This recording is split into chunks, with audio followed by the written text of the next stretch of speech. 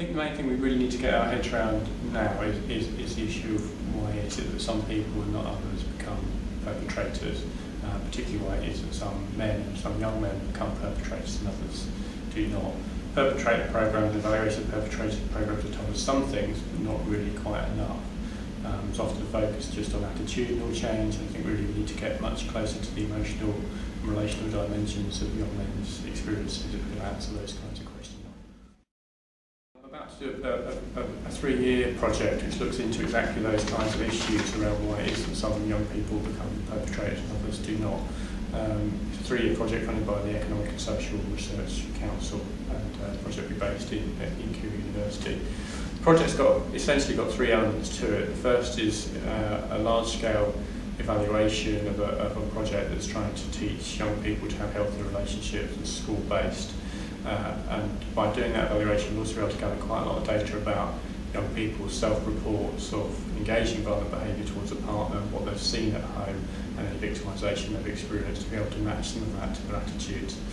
After we've done that, though, the project's going to move into a different kind of mode, much more qualitative mode, where we'll be looking at kind of exceptions that young people make as to when violence might just possibly be acceptable. We'll be looking at different groups of young people, different groups of young people's positioning in relation to that. So there'll be some fairly ordinary looking school kids, but there'll also be some groups of young men who may have had a parent who's lived in a refuge, or may be starting to get into trouble with violence issues themselves.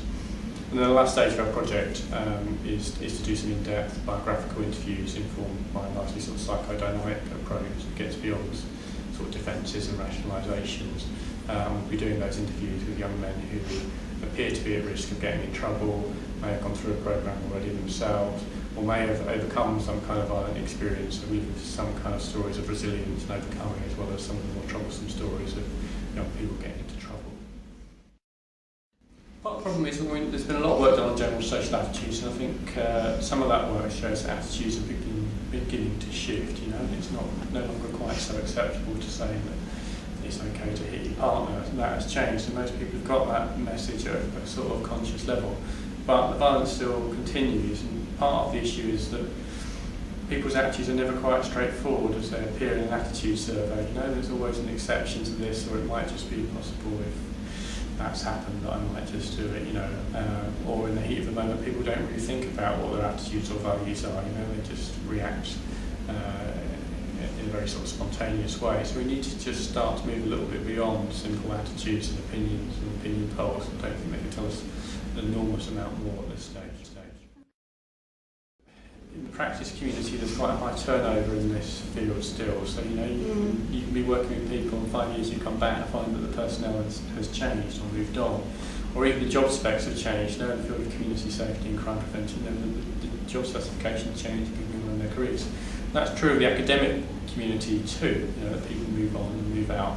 So keeping those connections going is quite difficult. And I think what has to happen to make that work is that things have to happen through networks or through institutions or through seminar programs where you bring a mass of people together rather than the sort of one-to-one connections, and sometimes with academics in particular, sort of coveted connections where I've got a good link here and I really want other people to get in on that. So we need to do it at a much more sort of organisational level really to keep